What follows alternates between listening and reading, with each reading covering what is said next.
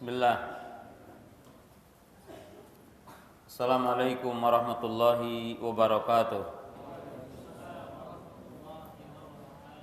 Alhamdulillah hamdan katsiran thayyiban mubarakan fi kama yuhibbu rabbuna wa yardah. Asyhadu an la ilaha illallah wahdahu la syarika lah wa asyhadu anna Muhammadan abduhu wa rasuluh. Wassalatu wassalamu ala Rasulillah wa ala alihi wa ashabihi wa man tabi'ahum bi ihsanin ila yaumiddin. Ya ayyuhalladzina amanu taqullaha haqqa tuqatih wa la tamutunna illa wa antum muslimun.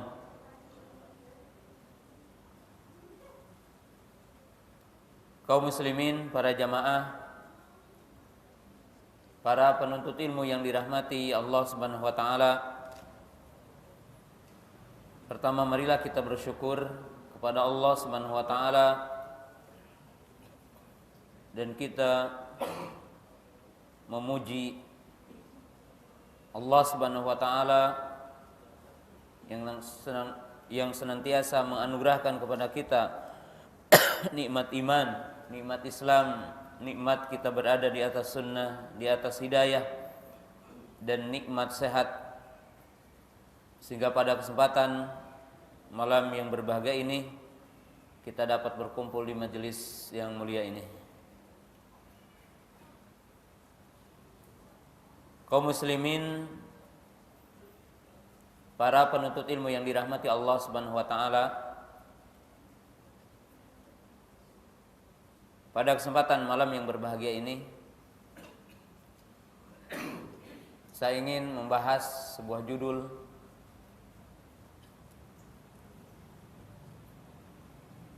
Marahilu al-wusuli ilal haq, yaitu tangga-tangga sampai kepada kebenaran. Marahilu al-wusuli ilal haq, yaitu tangga-tangga yang bisa menyampaikan seseorang kepada kebenaran. Tidak diragukan lagi bahwa nikmat yang sangat agung, nikmat yang sangat mulia, ketika seseorang itu diberikan anugerah hidayah, ketika orang itu diberikan taufik berada dalam petunjuk, berada dalam iman, berada dalam Islam, berada di atas sunnah Rasulullah sallallahu alaihi wasallam, fi ta'ah, berada dalam ketaatan. Karena setiap orang yang tidak beragama dalam agama Islam, maka dia berada dalam kerugian, berada dalam kesengsaraan. Allah berfirman, "Wa may yabtaghi ghairul islami dina fala yuqbala minhu wa huwa fil akhirati minal khasirin." Siapa yang mengharap atau menempuh jalan selain Islam, maka seluruh apa yang dia perbuat tidak akan diterima di sisi Allah, dan nanti dia termasuk orang-orang yang rugi.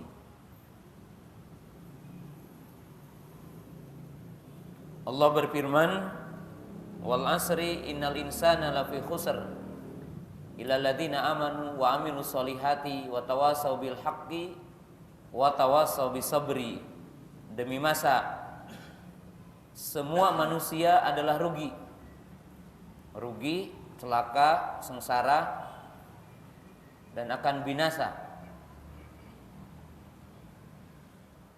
akan berada di bawah azab Allah Ta'ala, kecuali orang-orang yang beriman, beramal soleh, saling mewasiati dalam hak, yaitu berdakwah, beramar ma'ruf nahi mungkar, dan saling mewasiati dalam kesabaran.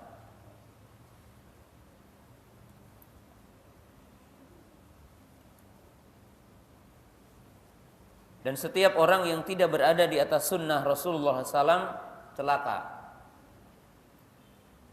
Maka yang berbahagia siapa yang ditunjukkan kepada sunnah.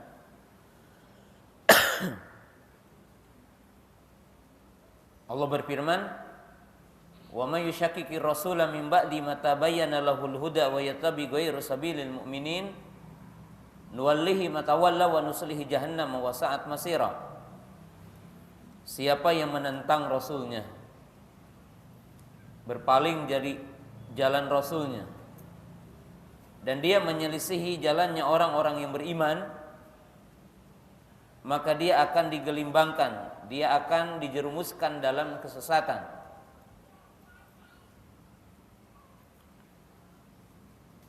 Dan dia akan menjadi orang-orang yang celaka.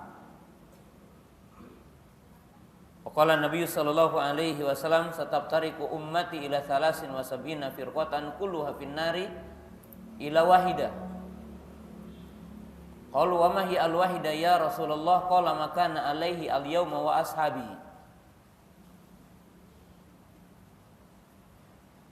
Rasulullah SAW mengatakan, umatku akan berpecah belah menjadi 73 golongan. Semuanya terancam dengan api neraka kecuali satu. Itu siapa yang seperti aku hari ini dan seperti para sahabatku, yakni man mata ala sunnah najah. Siapa yang meninggal dunia berada di atas sunnah, maka dia selamat.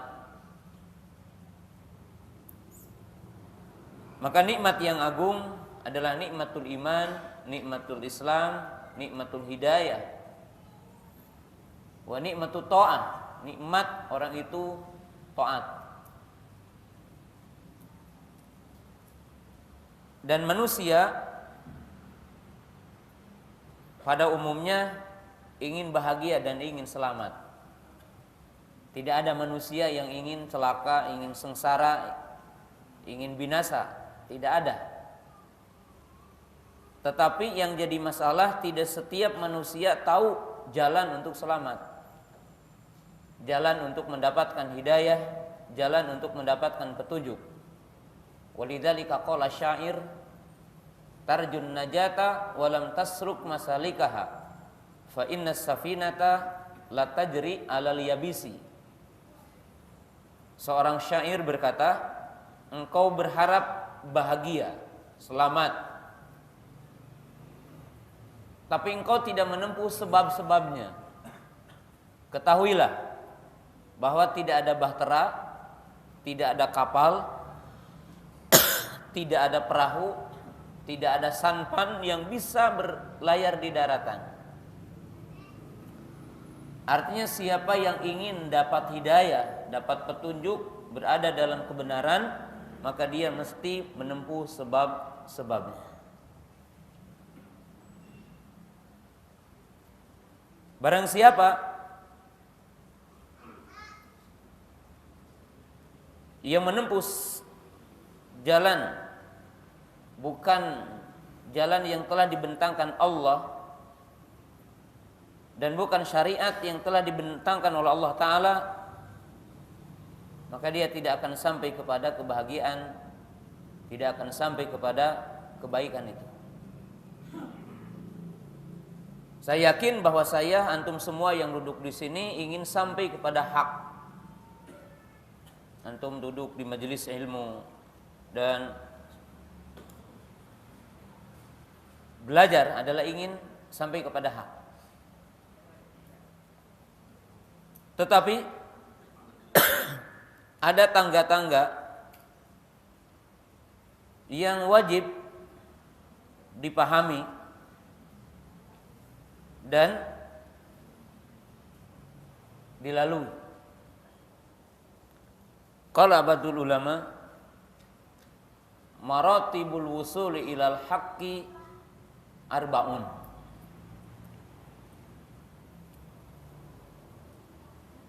Tangga-tangga yang bisa mengantarkan seseorang kepada kebenaran ada 4 diantaranya. Ini yang paling esensi, ini yang paling pokok.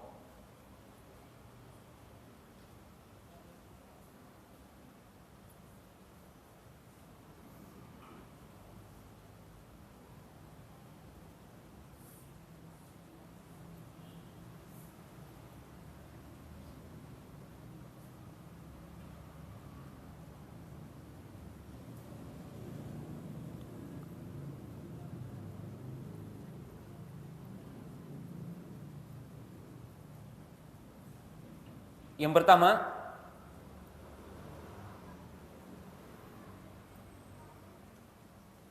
an yudda'a ala amrin ma bi annahu wal haq.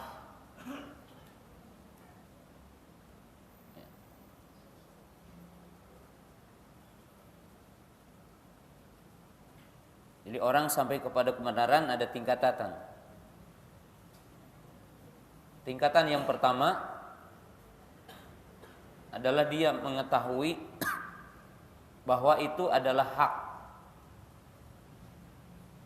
Yani martabatul ilmi. Martabat yang pertama adalah ilmu.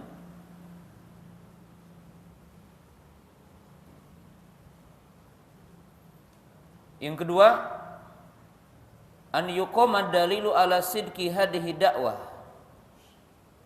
minal kitabi was sunnah awil ijma awi athari salafus salih. Yang kedua, mesti dibangun di atas dalil, atas pengakuan, pengklaiman bahwa itu hak. Yang dibangun di atas Al-Quran atau sunnah, ijma atau asar, artinya peninggalan-peninggalan akwal yang didapatkan ucapan-ucapan dari salafus saleh ridwanullahi ta'ala alaihim.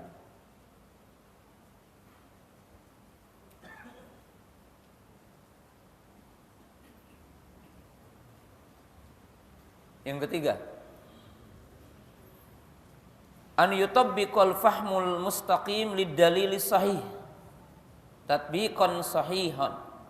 Ini tatbiqan sahihan. Yang ketiga, yaitu dibangun di atas pemahaman yang lurus terhadap dalil yang sahih. Artinya dalilnya sahih. Kemudian yang ketiga, pemahamannya sahih. Pemahamannya lurus. Pemahamannya benar.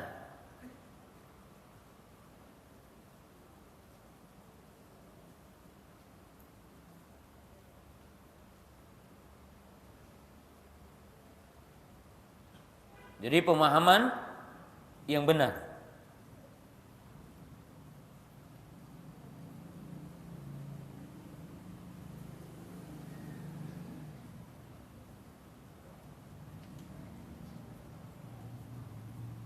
Yang keempat,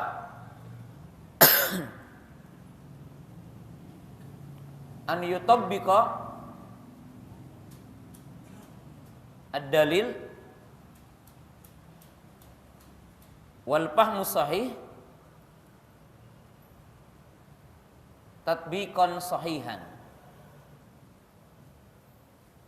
Artinya tingkatan yang keempat ini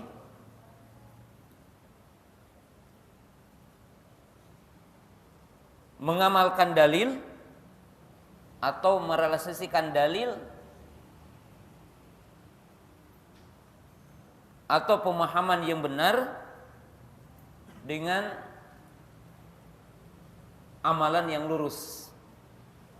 Artinya sesuai dalam kaifiyah mengamalkannya terhadap dalil itu.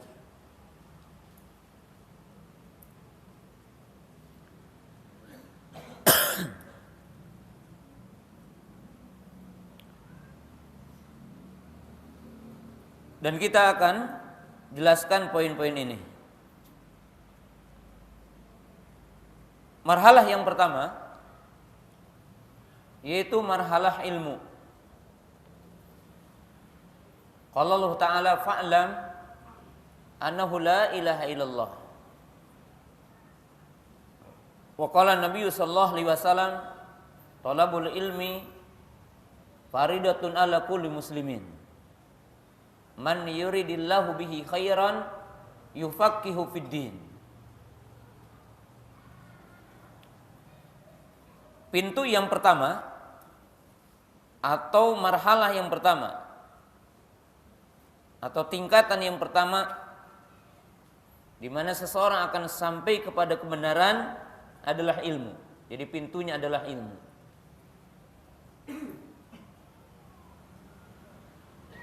Maka dengan sebab itu Allah berfirman dalam surah Muhammad ayat 19, fa'lam annahu la ilaha illallah. Ketahuilah bahwasanya tidak ada yang berhak disembah kecuali Allah. Fal imanu wa tauhidu la yasihu illa bil ilmi. Maka iman dan tauhid tidak sah kecuali dengan ilmu. Karena Allah berfirman fa'lam, ketahuilah. Wa qala Allah Ta'ala illa man syahida bil haqqi wa hum ya'lamun. Kecuali orang yang bersaksi bil haqqi, yakni bi kalimati tauhid, dan mereka mengetahuinya.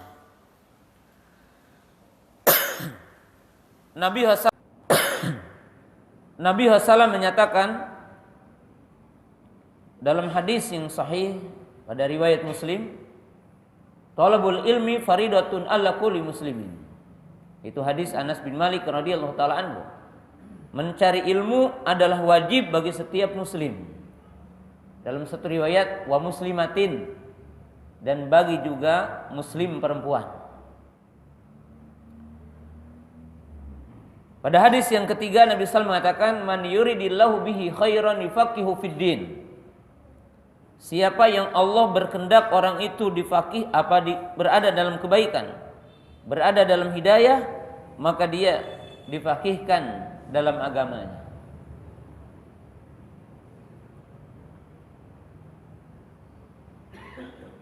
Walakin kaif anta tahsul ilal ilmi. Tapi bagaimana kita, antum, para jamaah bisa sampai kepada ilmu? Al ilmu tu'khadu min ahlihi wala tu'khadu min ghairi ahlihi. Tapi bagaimana seseorang akan sampai kepada ilmu? Maka ilmu wajib dicari dari ahlinya. Fal ilmu fil asal laita tutlabu min YouTube walaysa min ustad YouTube. Ilmu dicari dari ahlinya. Ilmu bukan dicari dari YouTube dan juga bukan dari ustad YouTube. Qad yakun rajulun jahil aw ma indahu ilmi wa ma'rufun fi YouTube bisababi yakni yumkin intishar hada sabaka wa internet. Karena mungkin banyak orang yang sekedar pemberi nasihat terkenal di YouTube dan dia bukan orang berilmu. Maka terkadang menjadi salah satu sebab fitnah.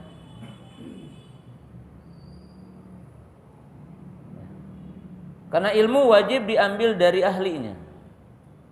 Al-alim huwa alimul bil kitabi wa sunnah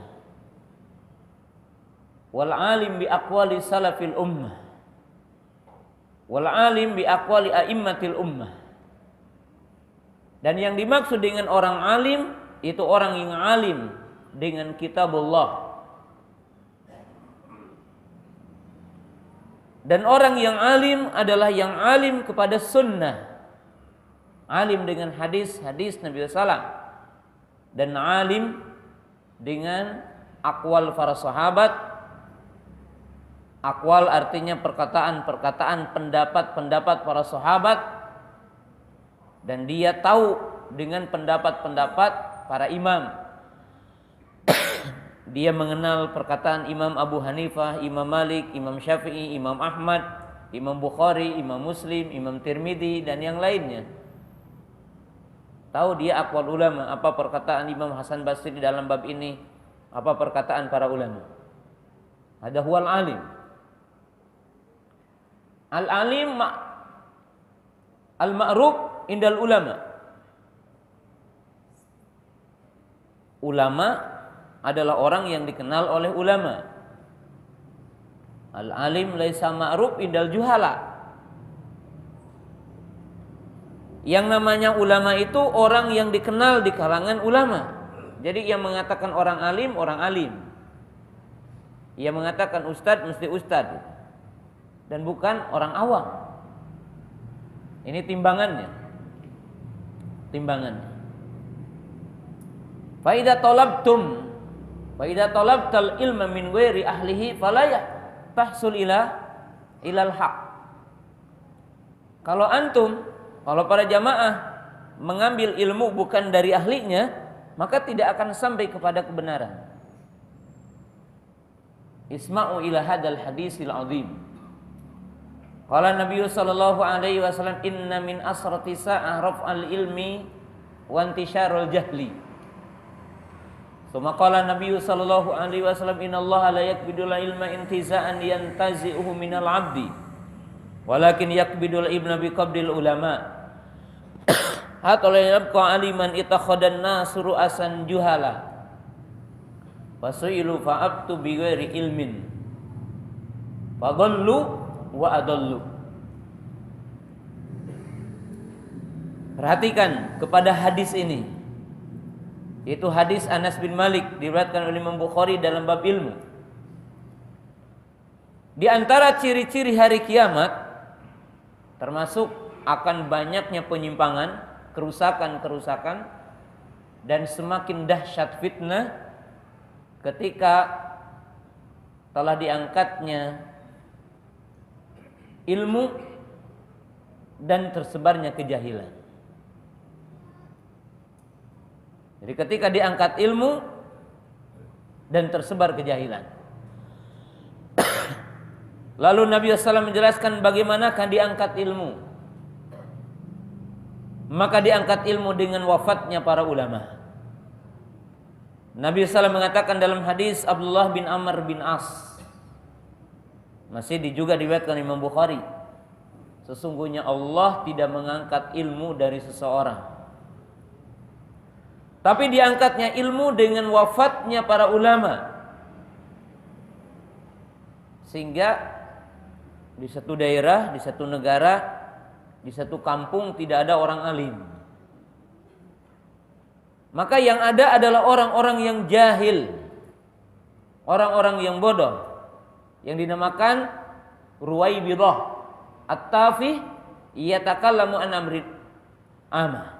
Yaitu muncul nanti orang-orang yang rendah ilmunya. Mereka berbicara tentang urusan umat ini. Maka dia ditanya, maka dia menjawab dengan tanpa ilmu. Maka dia sesat dan menyesatkan.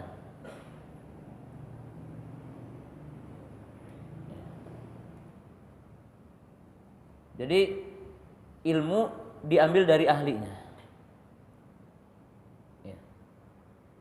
Dan di sini saya ingin menasihatkan antum dan diri saya sendiri tentang ilmu dan bagaimana sampai kepada kebenaran ini.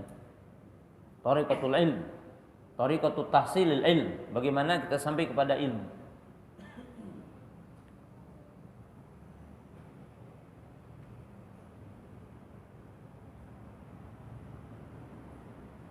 La tas'al anil halal wal haram anil wa'id. Wa la tas'al anil ahkam anil wa'id. Wa innamat tas'al, yakni minal alim. Di antara poin yang sangat penting bahwa jangan bertanya tentang halal dan haram, dan jangan bertanya tentang hukum kepada para penceramah. Dalam arti yang ahlinya ceramah, yang dia tidak dikenal silsilah ilmu, yang dia tidak dikenal di mana duduknya, yang dia tidak dikenal syekhnya, gurunya siapa, sanadnya mana, di mana dia duduk, berapa tahun dia di mana. Orang yang tidak jelas sanad ilmunya, jangan ditanya tentang halal haram, jangan ditanya tentang hukum.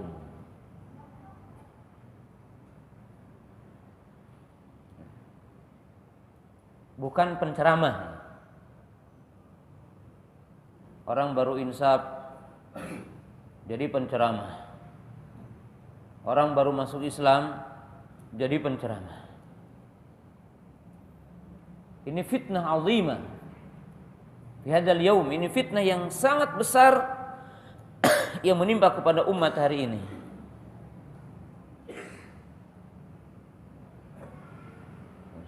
Karena ilmu mesti diambil dari ahlinya. Kemudian al ilmu la tu'khad min sahsin wahidin. Kemudian ilmu juga tidak bisa diambil dari hanya seorang.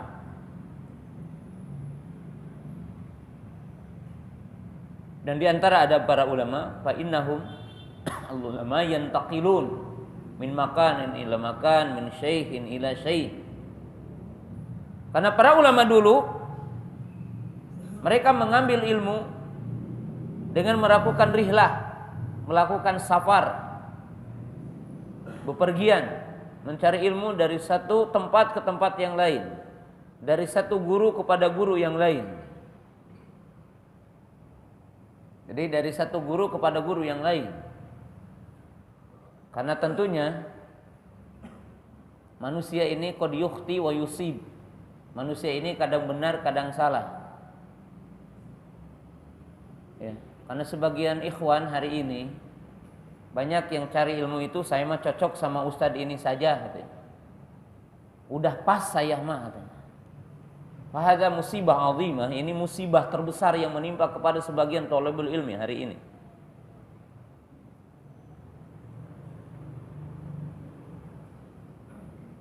Kenapa?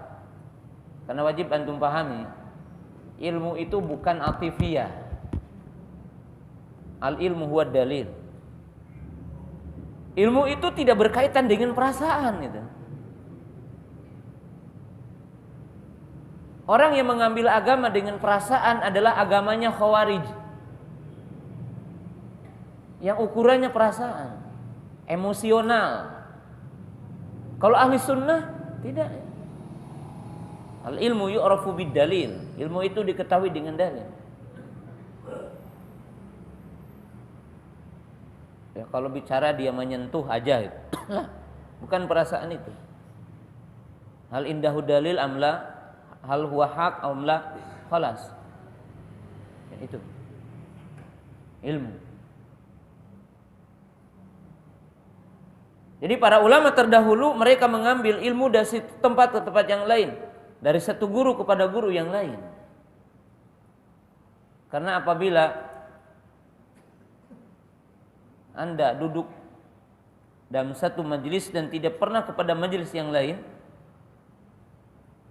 maka Anda tidak akan mengetahui indahnya ilmu. Dan Anda tidak akan mengetahui di atas langit ada langit. Orang yang tahu martabat ilmu, orang yang mampu membandingkan ilmu. Jadi orang yang akan tahu ilmu adalah orang yang tahu perbandingan ilmu.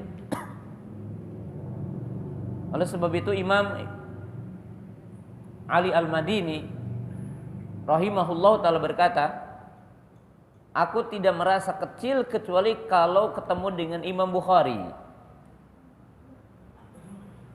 Ini kata-kata mutiara dan indah sekali. Artinya apa? Ya, saya dianggap orang berilmu ketika saya sendiri.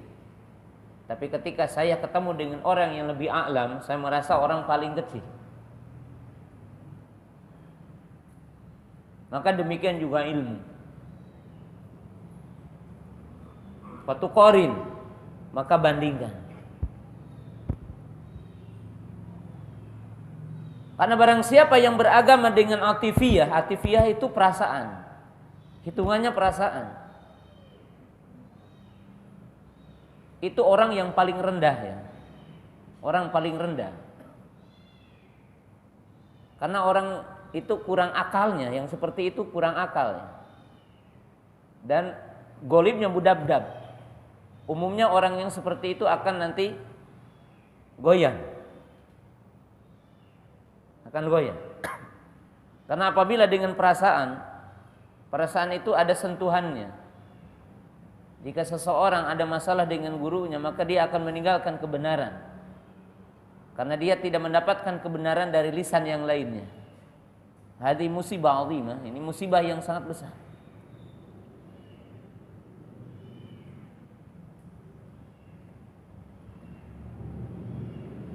Ini poin yang kedua. Poin yang ketiga,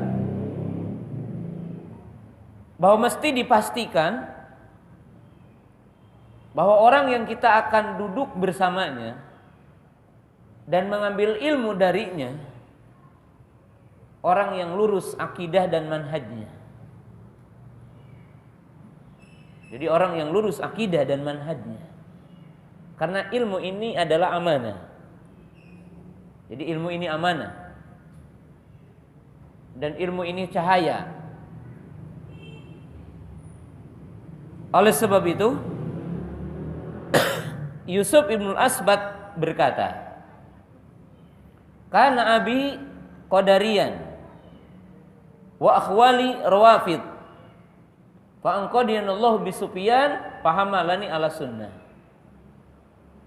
Kata Yusuf ibn Asbat, bapakku Qadariyah, paman-pamanku Rafidah, maka aku tidak duduk walaupun dengan bapakku, dan aku tidak duduk walaupun dengan paman-pamanku. Allah menyelamatkan aku tidak mengambil ilmu dari keduanya, walaupun itu adalah bapak dan pamannya. Allah menyelamatkan aku ketemu dengan Sufyan ibnu Uyainah, maka beliau membawaku kepada sunnah.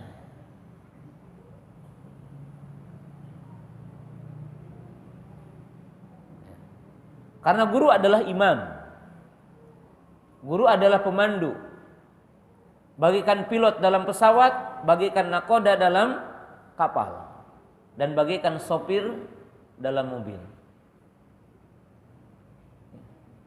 Jadi pastikan dulu lurus akidahnya, lurus manhajnya. Maka bukan berarti sama sekali kita tidak boleh mencari ilmu dari YouTube atau mungkin dari internet. Tapi pastikan dulu berilmu atau bukan, lurus atau tidak, ada tazkiyah dari orang alim atau tidak, dalam arti ada rekomendasi atau tidak. Tanya dulu.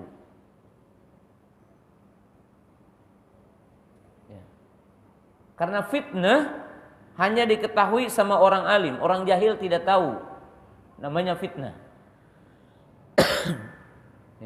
Apalagi Nabi Shallallahu Alaihi Wasallam telah menjelaskan ketika bertanya kepada para sahabat, tahukah kamu? Atau ini juga salah satu pertanyaan Umar ibn Khattab radhiyallahu taala anhu. Tahukah kalian yang akan merusak agama kalian?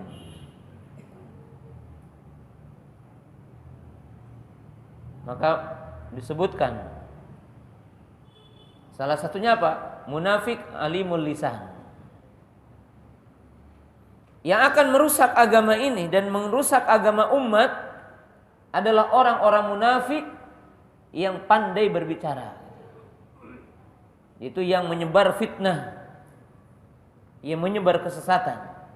Maka pastikan bagi orang yang akan belajar ketika dia ingin sampai kepada kebenaran, gurunya lurus akidahnya, lurus manhajnya, lurus cara beragamanya. Karena ini adalah martabat ilmu. Tingkatan yang pertama adalah ilmu.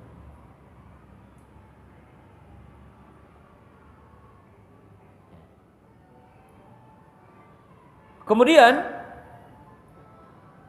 yang selanjutnya, bahwa ilmu ini akan menjadi satu berkah, sebab bagi orang sebagai petunjuk, manakala ilmu dicari dengan tingkatannya. Jadi manakala ilmu ini dicari dengan tingkatannya.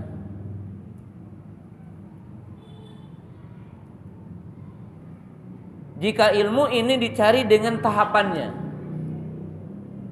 Jadi ilmu itu wajib dicari dengan tahapannya, dengan tingkatannya. Al-aham fal-aham. Ilmu yang urgen dengan ilmu yang lainnya.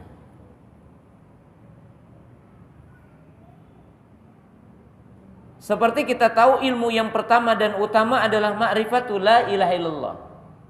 Ilmu memahami kalimat la ilaha illallah. Dan kita tahu la ilaha illallah mesti dipahami dengan 5 tingkatan. Faham kepada maknanya, faham kepada rukunnya, faham kepada syaratnya, faham kepada konsekuensinya, faham kepada pembatalnya. Maka setiap mukmin yang akan melaksanakan Islam dan mengamalkan konsekuensi-konsekuensi dari keislamannya, maka dia wajib memahami dulu kalimat la ilaha illallah, yaitu memahami maknanya. Apa makna dari kalimat la ilaha illallah? La ma'budu bihaqqin illallah. Pengakuan seorang mukmin mengatakan tidak ada yang berhak disembah kecuali Allah. Kedua, memahami rukunnya. Rukun la ilaha illallah ada 2. Menafikan dan menetapkan.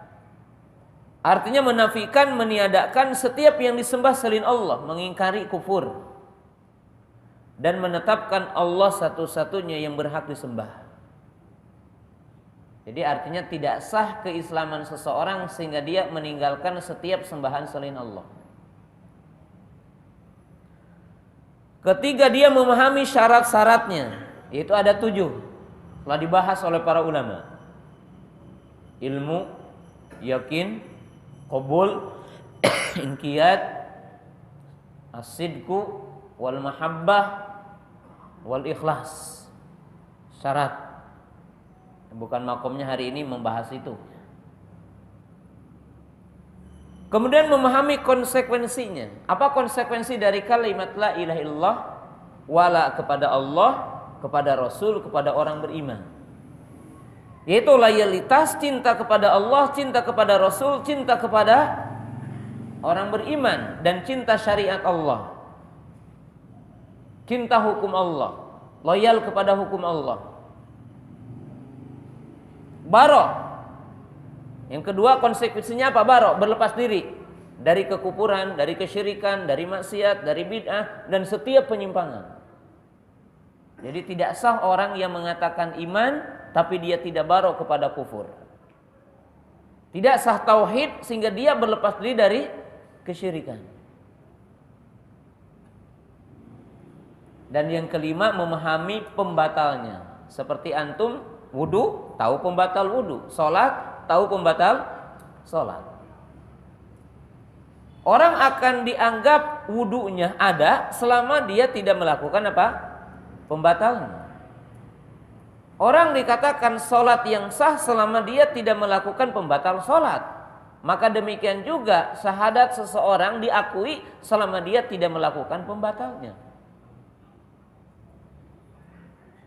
Dan ini ilmu yang pertama dan utama.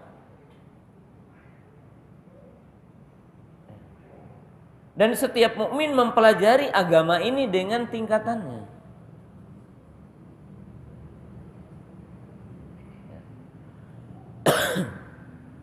Nah, ketika orang mukmin keliru tahapan-tahapan belajar, tingkatan-tingkatan belajar, ya, seperti umpamanya ilmu ada dua, ada ilmu yang fardu ain, ada ilmu yang fardu kifayah.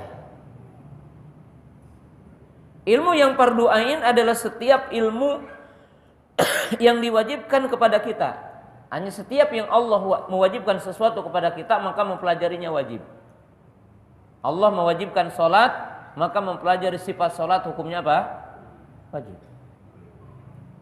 Dan ilmu yang fardu kifayah, yaitu ilmu yang tidak dihitobkan kepada setiap individu.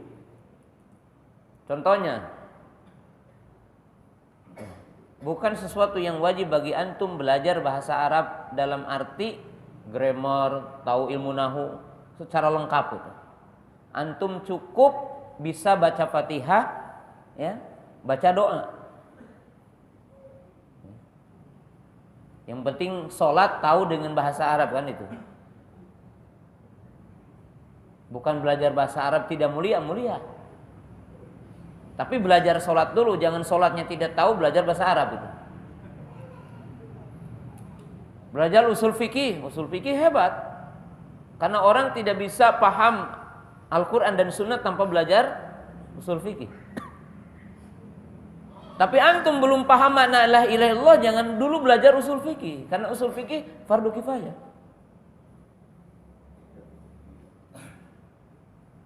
Cukup tanya aja kalau itu pada orang alim, maka baru antum akan sampai kepada ilmu. Sampai pada ilmu. Kemudian al-ilmu tutlabu bi ulul himmah wa bis sabri. Kemudian ilmu didapat dengan ulul himmah wa bis sabri. Artinya apa? Dengan semangat, giroh yang tinggi dan kesabaran. Lihat, Imam Ahmad mengatakan dulu tentang ilmu.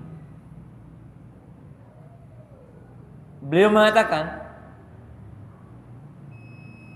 "An-nasu ahwaju ilal ilmi minhum ila ta'ami wasyarab. Li'anna ta'ama wasyaraba yahtaju ilaihi fil yawm marrah aw marrataini. Wal ilmu yahtaju ilaihi fi kulli waqtin." Kenapa mesti ulul himmah, giroh yang tinggi kepada ilmu? Catat, Bu. Sebab ilmu itu lebih dibutuhkan oleh manusia ketimbang makan dan minum. Makan dan minum sehari cukup 3 kali, atau 2 kali, atau sekali. Bahkan sekali-kali ada orang yang makan 2 hari sekali. Masih hidup ya. Tapi ilmu dibutuhkan dalam setiap saat. Ilmu dibutuhkan dengan berjalannya nafas kita. Maka seorang mukmin mesti giroh kepada ilmu melebihi giroh mencari dunia. Walaupun sekarang udah terbalik.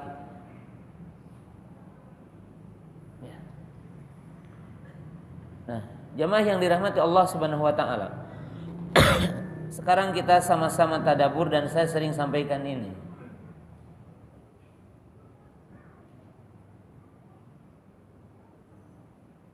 Umumnya kita belajar agama kan kebetulannya. Jadi belajar agama ini kebetulan. Ya kebetulannya macam-macam sih. Ada yang kebetulan belajar agama ini setahun sekali ketika dengar khutbah Idul Fitri. Ya sepanjang hidup nggak pernah ada di majelis ilmu.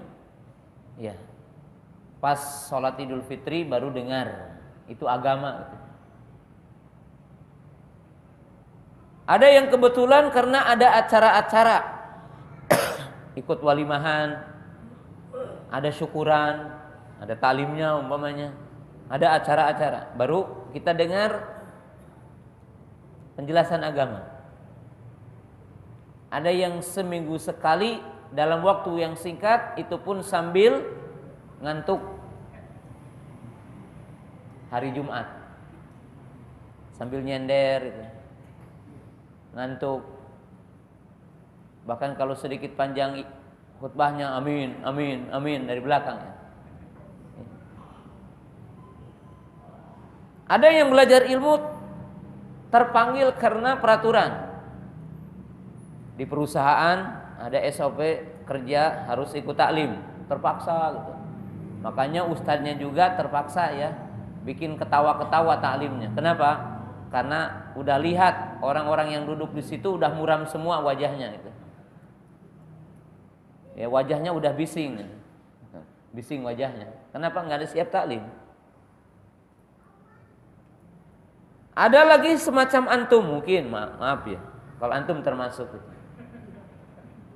Memang dari rumah tidak tujuan ingin belajar sholat, belajar wudhu, nggak ada. Cuma kebetulan ustadznya bahas tentang sholat itu, bahas tentang wudhu, tapi tidak niat. Bedanya kalau para sahabat niat belajar. Oh begitu wudhu itu ya, oh sholat itu begitu, karena tidak niat dari rumah. Ada nggak di antara antum, bukan wajib bayar nih, bukan. Ada nggak di antara antum yang pernah datang ke ustadz, bawa anak dan istri, ustadz tolong ajari aku sifat wudu. Ya. Habis gitu ngasih hadiah mobil. Ada nggak? Ada yang pernah? Minta diajari sifat wudu, ngasih mobil. Kalau Imam Abu Hanifah rahimahullah ta'ala anaknya diajari, ya, diajari tentang surah Al-Fatihah, ngasih unta 100 ekor.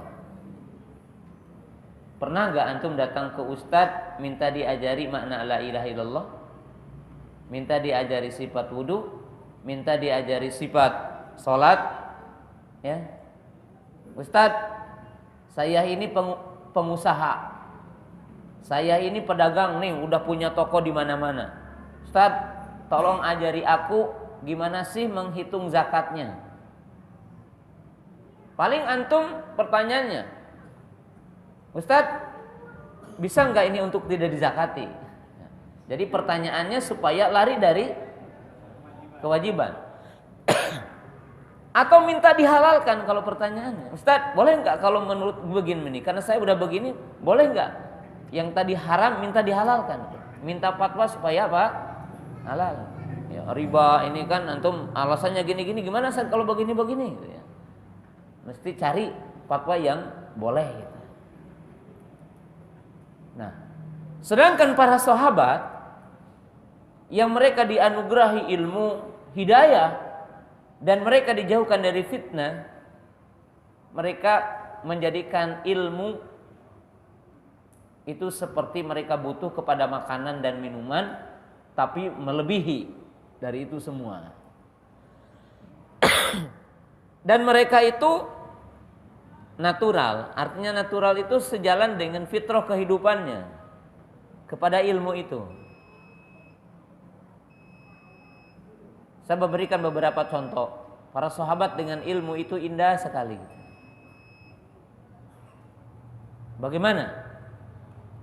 Ada masalah, tanya, selesai gitu. Seorang wanita terkena penyakit istihadah, keluar darah. Dia datang kepada Nabi SAW. Dihadiri oleh Aisyah radhiyallahu ta'ala anha. Aisyah duduk, datang wanita. Namanya Fatimah binti Abi Hubeish. Qalat, ya Rasulullah, ini imra'atun ustahadu fala athuru afa ada'is salata. Qala la inna dzalika yirkun walakin da'is salata qadru kunti tahidin fa idza adbarat haidatuki faghsili anki dami wa shalli. Seorang wanita keluar darah terus tidak berhenti. Lalu dia bingung, apa mesti tidak sholat selamanya gitu ya, dan tidak puasa selamanya, dan tidak boleh jima selamanya? Bingung dia. Maka dia datang kepada Nabi Shallallahu Alaihi Wasallam. Bukan seperti antum SMS nggak jelas disingkat-singkat gitu. Bahkan ada sebagian penanya konyol banget ya. Ya, tekan nomor 1, pulsa dibebankan kepada Anda. Padahal yang tanya thalabul ilmi, ini konyol banget ya thalabul ilmi seperti ini. Kalau bahasa orang Tasikmalaya, goblok sekali katanya. Ada thalabul ilmi seperti itu.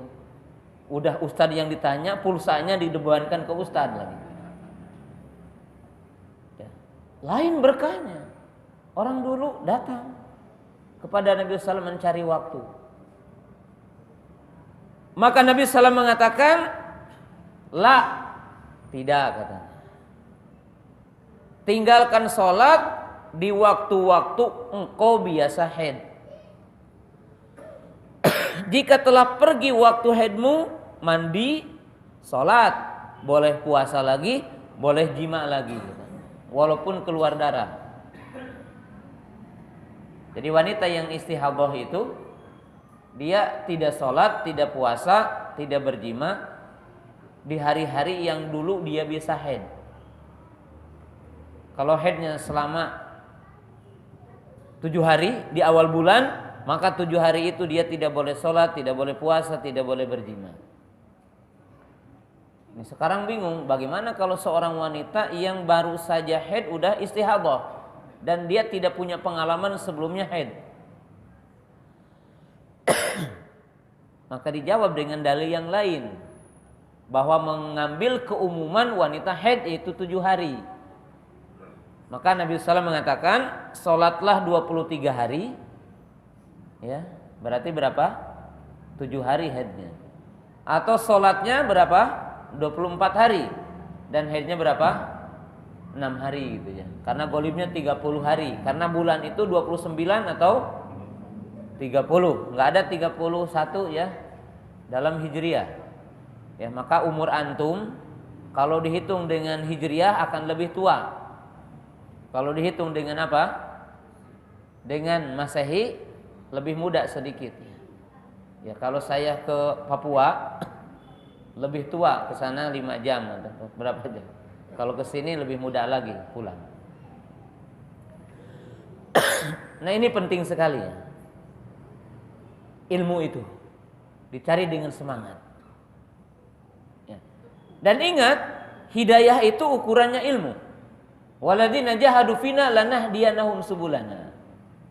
Orang-orang yang berjihad di jalan kami, terutama dalam thalabul ilmi, maka benar-benar kami akan menunjukkan mereka kepada jalan kami. Jadi ini ya ilmu. Dan lihat para sahabat ridwanullahi ta'ala alaihim.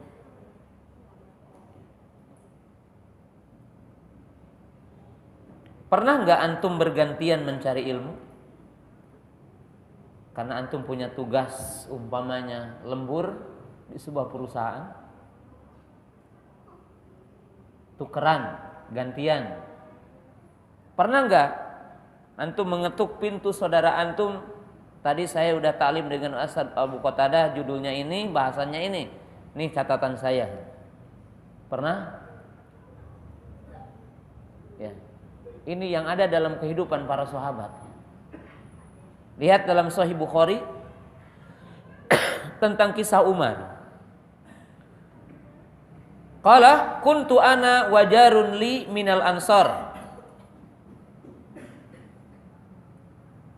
wa huwa Aus ibnu Khawl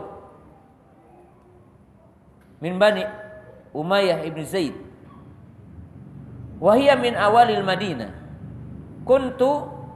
Kunna natanawabu nuzul ala Rasulullah sallam. Yanzilu yauman wa anzilu yauman. Fa idza nazaltu ji'tuhu bi khabarin dzalikal yaum minal wahyi wa ghairihi. Wa idza nazala fa'ala mislu dzalik. Perhatikan. Aku bertetangga dengan seorang Ansor. Beliau muhajir dengan seorang Ansor namanya Aus. Dari Bani Umayyah bin Zaid. Dia berada di pinggiran kota Madinah. Artinya tidak dekat dengan masjid. Agak sedikit jauh. Maka aku bergantian turun menemui Nabi SAW. Artinya bergantian taklim. Kadang beliau yang datang ke majelis, terkadang aku yang datang ke majelis. Jika aku yang datang ke majelis, maka aku mendatanginya, artinya mengetuk pintunya, dan aku menghabarkan berita tentang wahyu ataupun sunnah di hari itu. Dan jika dia yang datang, maka dia melakukan seperti yang aku lakukan. Pernah enggak? Jadi bagaimana mungkin kita sampai hidayah gitu, dan mulia seperti mereka, karena kita tidak seperti mereka. Biasa sering sampaikan, paling banter antum jawabannya apa? Apa bahasan tadi? Yang namanya ustadz memerintah kebaikan, melarang kejelekan gitu. Itu yang bisa dihabarkan antum ke istri ataupun ke tetangga ya. Enggak pernah isinya apa gitu. Jadi barokah ilmu itu lain. Ini barokah ilmu. Barokah ilmu. Kemudian penutup. Ilmu itu diambil dengan fokus. Jadi jangan fokus harta aja gitu. Ilmu harus diambil dengan fokus. Dan diambil dengan kesabaran. Di sini ada dua cerita yang ma'ruf.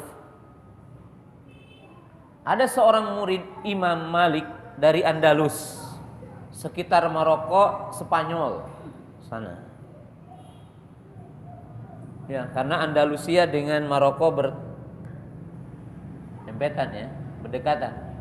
Tinggal lewat perahu ya atau kapal.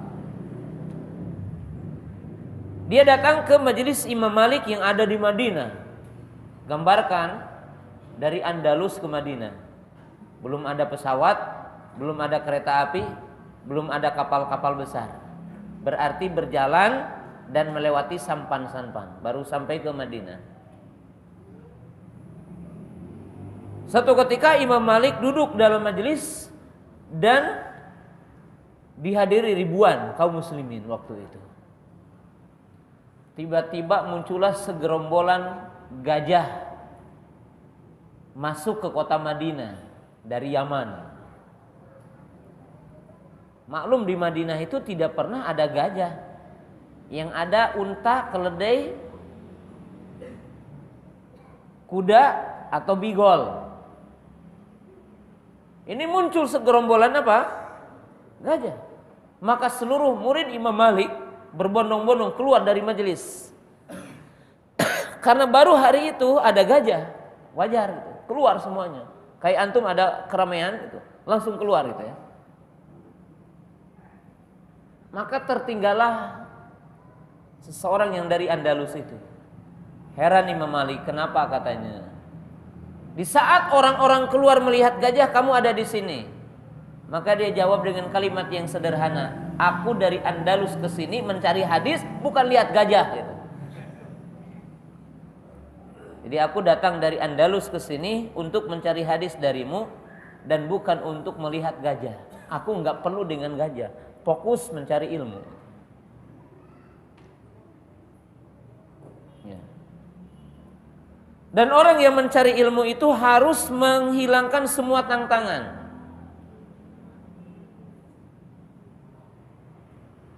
Kisahnya Baki Ibnu Mahlad sama dari Andalus. Ketemunya dengan Imam Ahmad ini, bukan dengan Imam Malik. Murid Imam Ahmad. Datang dari Andalus. Datang ke Baghdad. Ke Irak, ke kotanya Baghdad.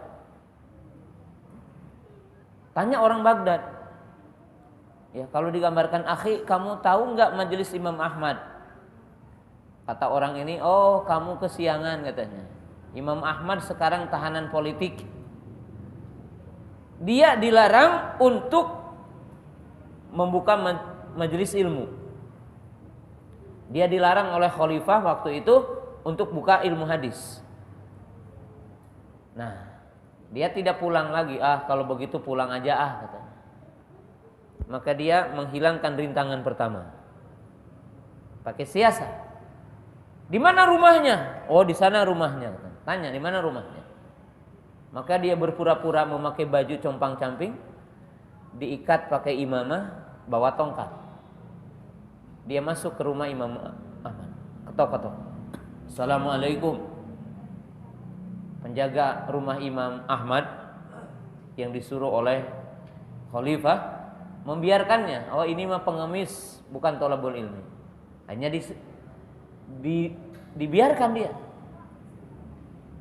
Kata Imam Ahmad, aku tahu dari wajah, karakter, pembawaan, bukan orang sini kayaknya kamu. Sepertinya kamu dari Afrika. Wah, saya lebih jauh lagi. Dari mana? Andalus. Buat apa engkau ke sini? Aku ingin belajar hadis darimu. Kata beliau, aku tidak membuka majelis ilmu. Maka dia tidak pulang. Dia berkata, kalau begitu saya pulang. Nanti aja datang lagi ya, kalau engkau udah dikeluarkan dari penjara atau setelah engkau dibebaskan. Tidak. Dia bilang kepada Imam Ahmad, aku akan berpura-pura menjadi seorang pengemis, bukan thalabul ilmi.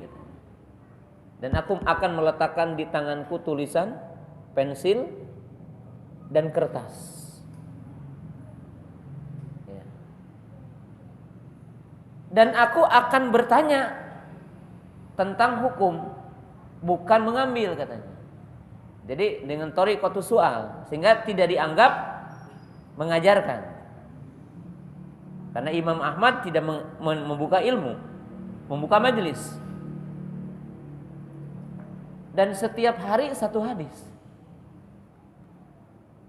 Sehingga beliau bisa mengumpulkan 300 hadis. Tapi sehari satu. Gambarkannya, sabar. Sampai Imam Ahmad itu dibebaskan dari penjara. Dibebaskan. Dan ketika itu telah berganti khalifahnya, maka Baqi Ibnu Makhlad itu disebut-sebut terus oleh Imam Ahmad. Dan menjadi seorang rawi yang paling kuat riwayatnya dari Imam Ahmad. Jadi yang namanya thalabul ilmi, yang ingin sampai kepada kebenaran itu harus bisa melewati rintangan-rintangan dalam mencari ilmu. Sebab kata para ulama, al ilmu la tunalu bi rahatil jasadi wa bi kasratil akli wa syurbi wa bi kasratin naumi. Ilmu itu tidak akan dicapai oleh orang-orang yang banyak leha-leha. Ilmu itu tidak akan dicapai oleh orang yang banyak tidur, banyak makan, banyak minum. Ilmu itu dicapai oleh orang-orang yang bisa mensedikitkan itu semua. Karena orang yang banyak tidur, banyak makanan di perutnya itu sulit untuk menghafal ilmu.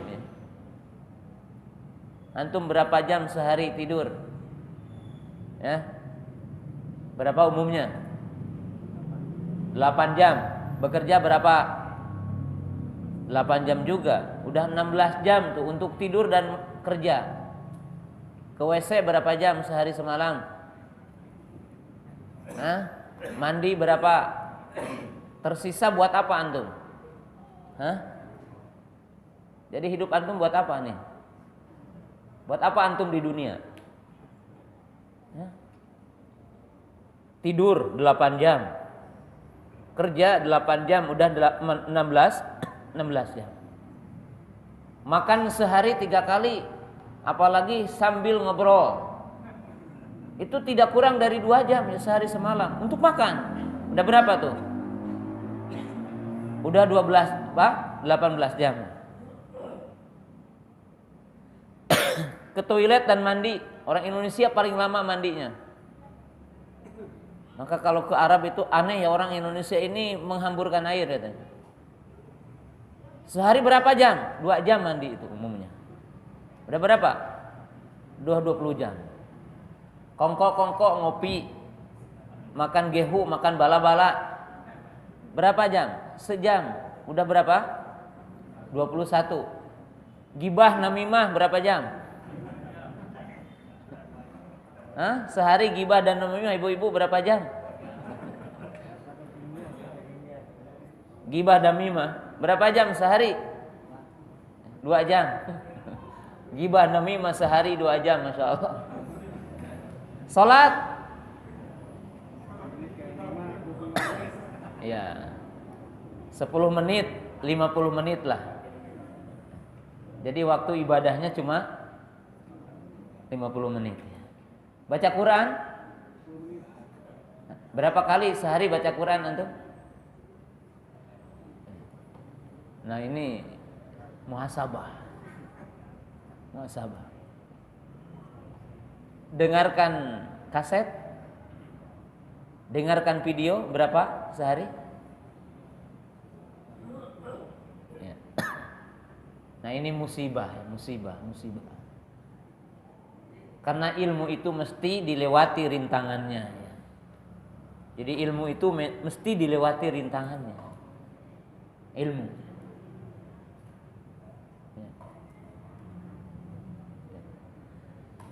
Maka ini adalah pintu yang pertama, ilmu.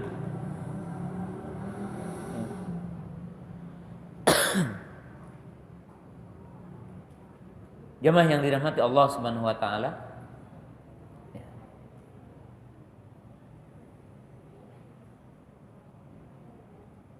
Tingkatan yang kedua tadi, ya.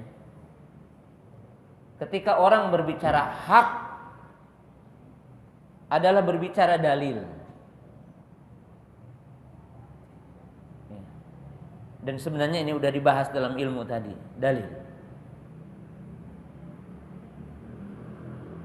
Yang ketiga pemahamannya lurus.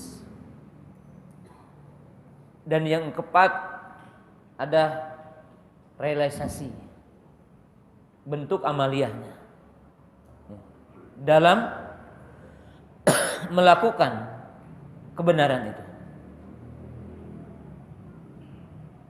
Saya akan berikan contoh di sini.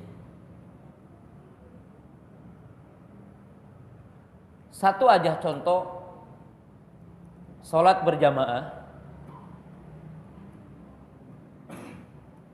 Bahwa kita diperintahkan untuk merapatkan saf.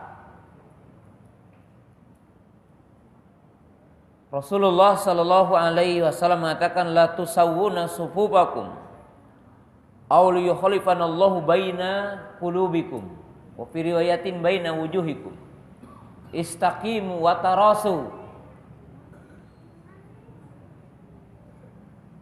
Kalian merapatkan saf atau Allah menjadikan kalian bercerai-berai. Jadi orang yang sholat tinggal memilih dua. Tinggal memilih satu di antara dua. Ima kalian kalau sholat safnya rapi, safnya lurus, safnya menyambung satu dengan yang lainnya, atau Allah menjadikan kalian bercerai-berai. Saya berikan contoh yang tadi. Yang benar, sholat berjamaah adalah lurus safnya. Maka ketika Anda mengatakan kalimat itu, Anda perlu dalil. Apa dalilnya?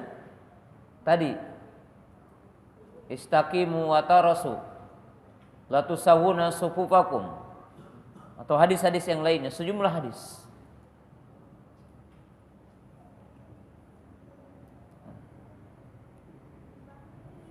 Lalu bagaimana merapikan saf? Maka Nabi SAW mengatakan al-ka'ab bil ka'ab wal mankib bil mankib. Al-ka'bu bil ka'bi wal mankib bil mankib. Maka pastikan dulu pemahamannya benar. Apa itu mankib? Apa itu apa? Ka'ab.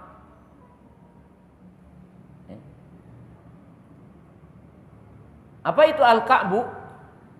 Al-ka'bu al-admu an-nati'u fi mu'akhiril qadam qabla sa'. Al-ka'bu adalah tulang yang nonjol gitu sebelum betis. Oh, berarti katanya adalah ininya yang harus rapat itu kan. Al-ka'ab bil ka'ab. Wal mankib bil mankib. Al mankib adalah bahu. Oh, ini maknanya. Kemudian apa? Tatbiknya, yaitu realisasi dari pengamalan dalil. Maka Nabi Shallallahu Alaihi Wasallam mengajarkan bagaimana tatbik dari tasfiyatus susuk. Apa kata Anas bin Malik? Apabila kami sholat yulziku ba'duna ba'd al-mankib bil mankib. Maka para sahabat mengatakan, kami apabila sholat maka kami menempelkan. Jadi menempelkan itu bagian dari sunnah. Kalau ingin rapi berarti harus mau menempelkan. Yulziku ba'duna al-mankib bil mankib wal ka'ab bil ka'ab. Maka kita sampai kepada hak yang dimaksud. Jadi sampai kepada hak yang dimaksud dengan marotib, tingkatan pemahaman yang telah dijelaskan oleh para ulama. Kasih contoh lagi satu atau dua. Allah berfirman, ya ayyuhalladzina amanu idza kuntum ila sholati faghsilu wujuhakum wa aydiyakum ilal marafiq wamsahu bi ru'usikum wa arjulakum ilal ka'bain. Kasih contoh. Apabila kamu akan menunaikan salat, maka cucilah wajahmu dan tanganmu sampai siku, dan usaplah kepalamu, dan cucilah kedua kakimu sampai kedua mata kaki. Ketika kita katakan mencuci wajah wajib umpamanya, apa dalilnya? Surah Al-Maidah ayat 6. Ya. Hadis-hadis Nabi SAW mutawatir tentang Nabi SAW mencuci wajah. Sekarang luruskan dulu pemahaman wajah itu apa gitu. Maka wajah didefinisikan dengan dalil-dalil al-wajhu hadduhu min manabiti sya'ri al-mu'tad ila dakni tulan atau ila lihyati tulan wa baina sahmatain al-udunaini ardhan. Wajah adalah dari mulai tempat tumbuhnya rambut yang biasa, bukan yang botak gitu ya, sampai ke dagu atau jenggot, itu panjangnya.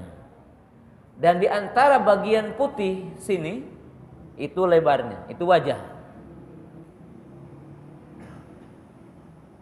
Oh, itu yang wajib dicuci kan gitu. Paham kepada nasnya, maknanya. Kemudian apa? Tatbiknya seperti apa mencuci wajah? Maka Nabi SAW mengajarkan mencuci wajah yang sunnah adalah mengambil air dengan tangan kanan, lalu disatukan dengan tangan kiri dan mencucinya dengan kedua tangannya. Kemudian mensela-sela apa? Jenggotnya. Ini tatbik. Jadi orang akan sampai kepada kebenaran dengan 4 marhalah tadi. Mengatakan sesuatu, tahu dalilnya, pemahamannya benar, tatbiknya apa? Benar. Jadi tatbiknya apa? Benar. Contoh terakhir.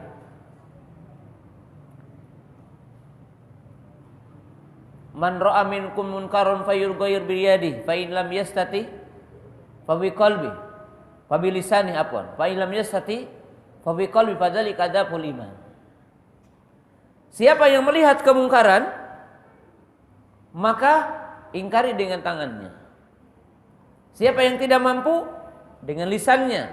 Siapa yang tidak mampu, dengan hatinya. Maka itu selemah-lemah iman. Ya. Bagaimana kita berbicara tentang contoh ini? Satu, kalau kita mengatakan ini mungkar, sesuatu ini dikatakan mungkar, pastikan dulu ada dalilnya. Kita katakan khamr. Apa hukum khamr? Haram. Mana dalilnya? Innamal khamru wal maisiru dan seterusnya. Ridsun min amali syaitan. Ijma' khamr adalah haram. Tahapan yang kedua apa? Pastikan dulu definisi apa? Homer. Nukumaha ari homer teh gitu kata orang Sunda. Apa sih homer itu? Maka Nabi SAW memberikan definisi homer, kulu muskirin homrun, wa kulu homrin haramun. Setiap yang memabukkan adalah apa? Homer. Setiap homer adalah haram. Berarti kita harus tahu dulu homernya, sehingga kita mengatakan ini homer, ini adalah mungkar.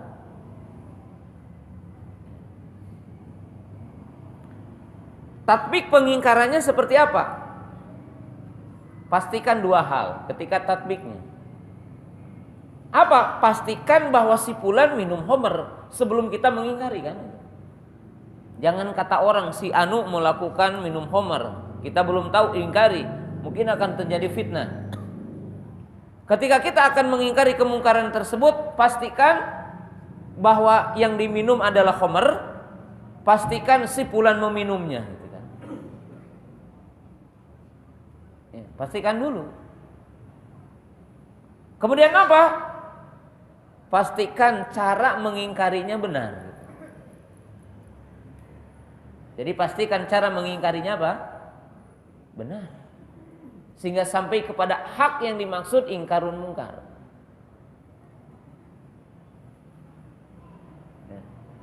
Kenapa? Karena kata para ulama, contoh, kapan mengingkari kemungkaran wajib bagi orang?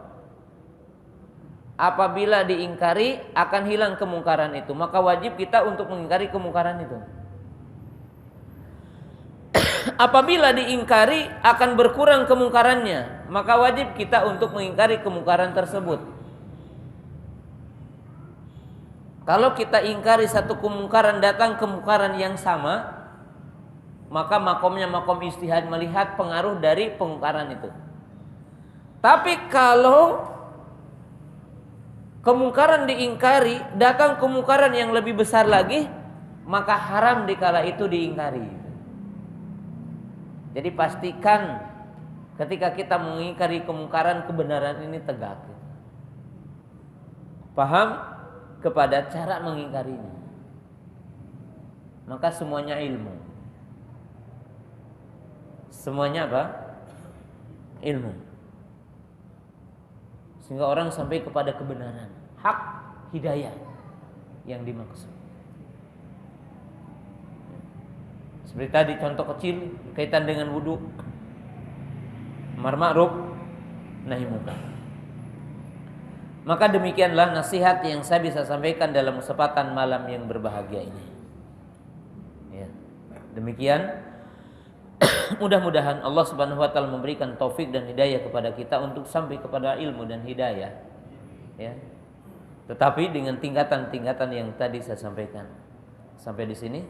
Subhanakallahumma bihamdika asyhadu an la ilaha illa anta astaghfiruka wa atubu ilaik. Assalamualaikum warahmatullahi wabarakatuh.